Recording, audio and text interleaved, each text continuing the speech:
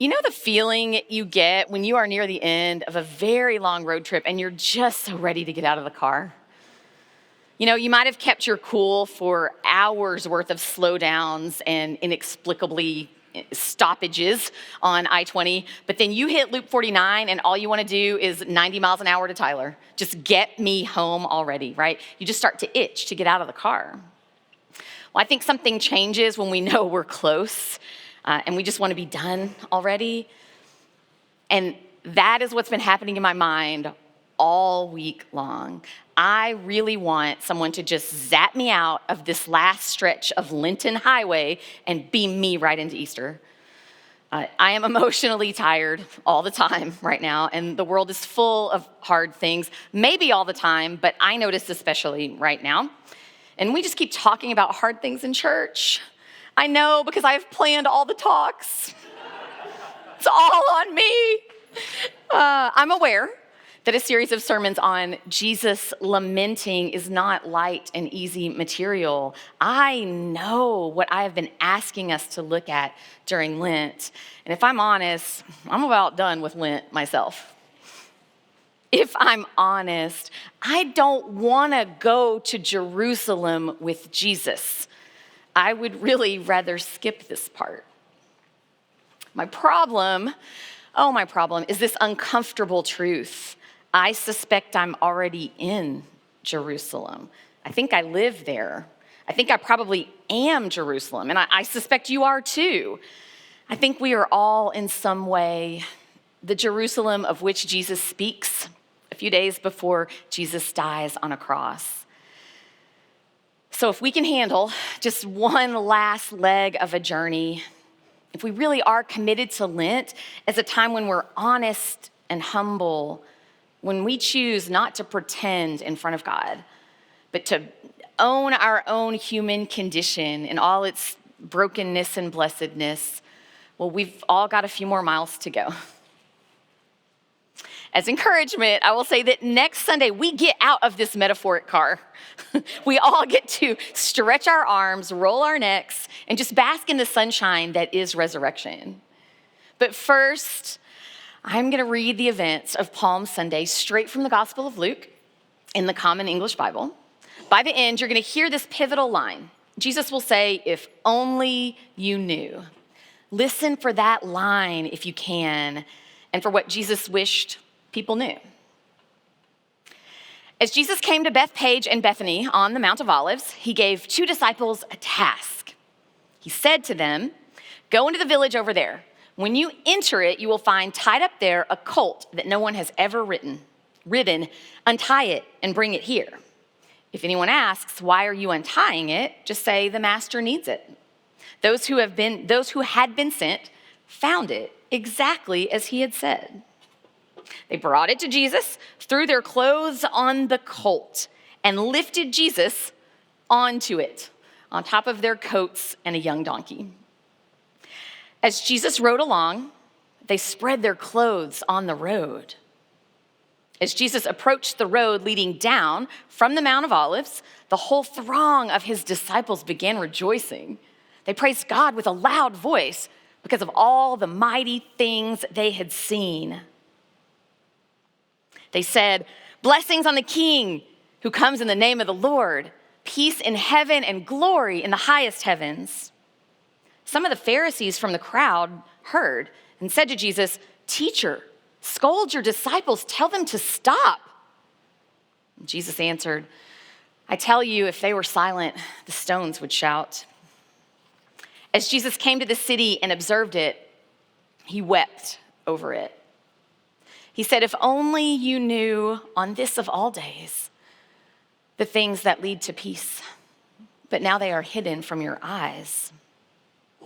The time will come when your enemies will build fortifications all around you, encircle you and attack you from all sides. They will crush you completely, you and the people within you. They won't leave one stone on top of another because you didn't recognize the time of your gracious visit from God." Every year at the beginning of Passover week, Jerusalem would start to fill up with Jewish pilgrims, and Rome had definitely noticed. All these extra folks in town would mostly be poor people, but there sure would be a lot of them. And given the potential strength in numbers, Rome would be concerned. Everybody knew that you come to Passover to remember how long ago you as a people were suffering under a different empire, and God heard your cries and sent someone to save you so that you might be passed over.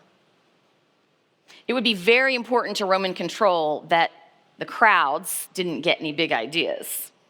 So as the week started, Pontius Pilate would have this stage this big military parade, traveling from his seaside home west of the city into Jerusalem with chariots and troops and like prisoners all chained up and marching together. They would all have flags in front of them, and those flags would say, "Caesar is Lord." On the very same day as that military parade, there's Jesus' entry into Jerusalem, which is kind of a parody of the other thing, kind of mocks the need for that kind of display. Because Jesus didn't even need a donkey to travel the short distance from the Mount of Olives down into a city. It's downhill all the way. He could definitely have done it on foot.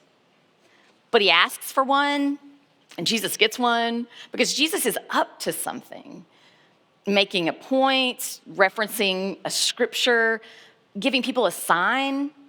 He's pretty clearly creating a public demonstration here that the Roman way is not the only way.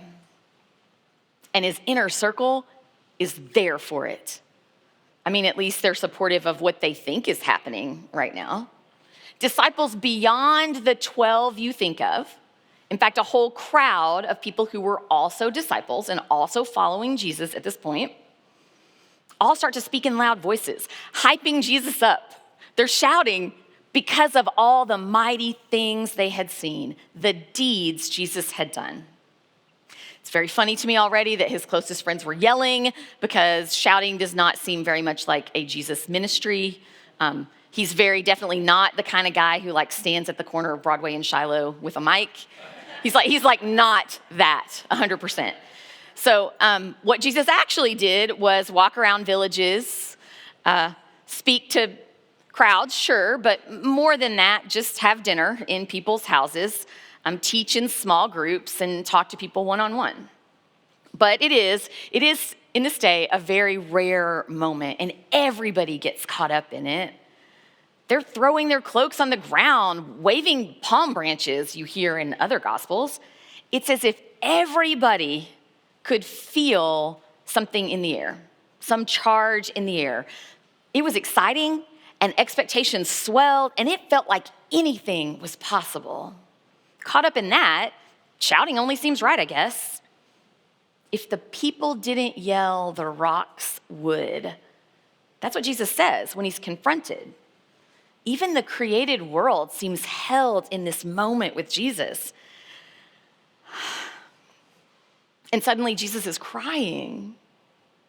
Suddenly Jesus is weeping. From a pep rally to this guttural prayer, just like that. From shouts of acclamation to a sob of pain.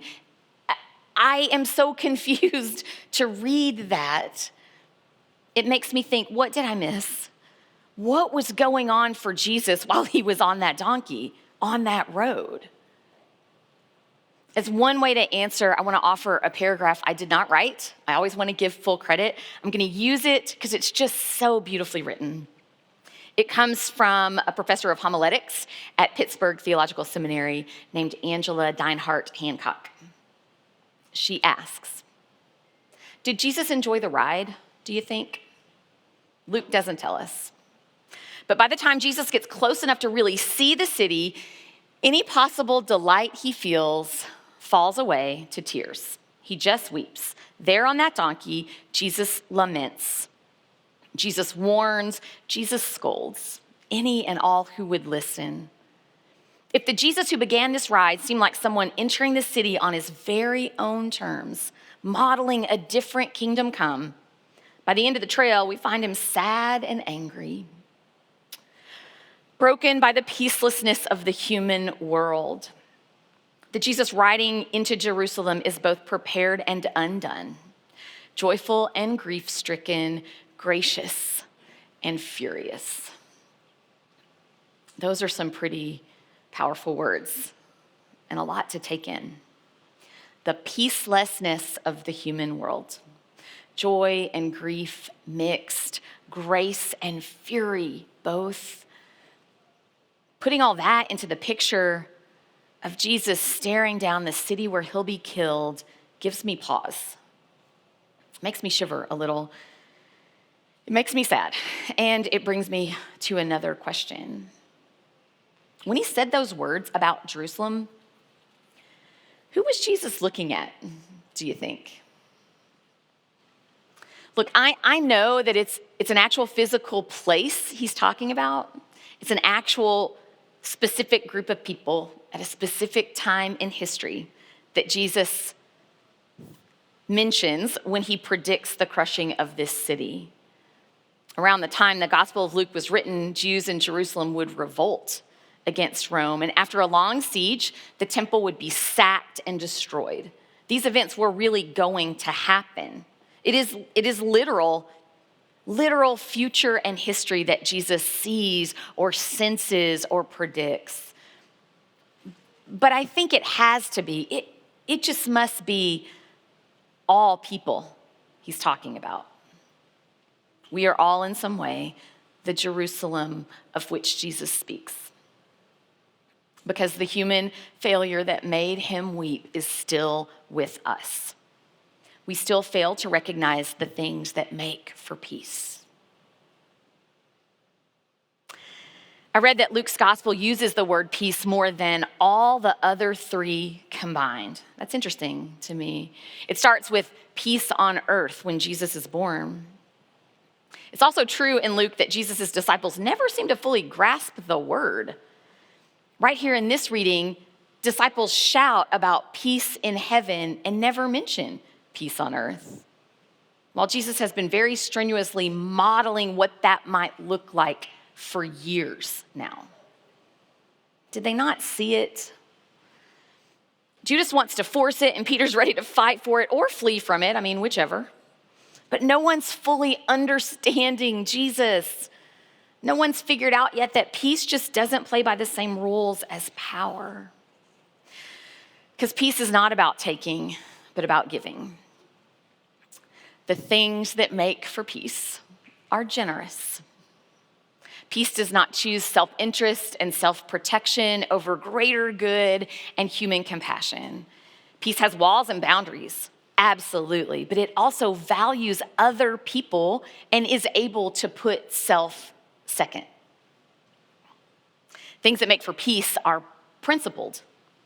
If some desired good comes by aligning with corruption or using evil means to get what we want, then it's no longer a good worth getting.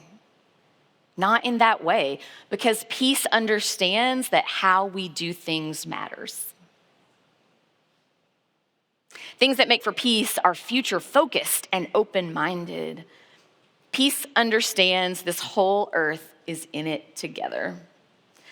That we aren't truly safe and secure until safety and security are the living conditions we work for everywhere, for all people.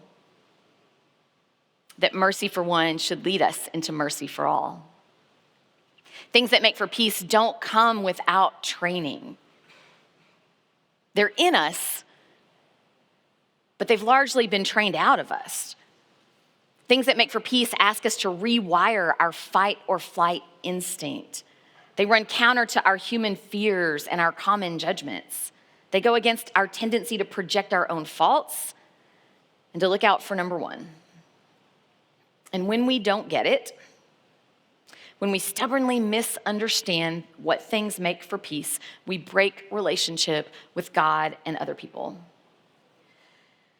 I believe what we see in the reading today is that break washing over Jesus. Jesus feeling the grief of us and loving us so much, it breaks him too. Because Jesus wants so much more. The good news I hear today is that Jesus models the things that make for peace. Is that Jesus knows peace will feed and sustain us, will lead to the flourishing of all of us. And then there's some more complicated good news, which might actually be more relevant. When we fail to recognize the things, Jesus doesn't give up.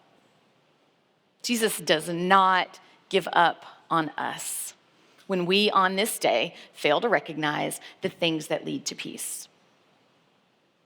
We do sometimes bring about our own hurt, individually and collectively. We crush ourselves, we raise our own cities sometimes when we fail to recognize what will serve our humankind best. And the mere thought of that will make our Jesus weep. But on the other side of our betrayal, what comes after we break the peace is not divine vengeance. It's not punishment. It's not even a divine grudge. It's just grace. It's all grace. The kind of grace that puts itself up on a Roman cross in order to prove God does not give up on human people. God will never give up on us. Instead, the God of this day, the God of this entry into Jerusalem, the God of this Christ we follow, is continually loving us into another way. For more on that way, come back next week.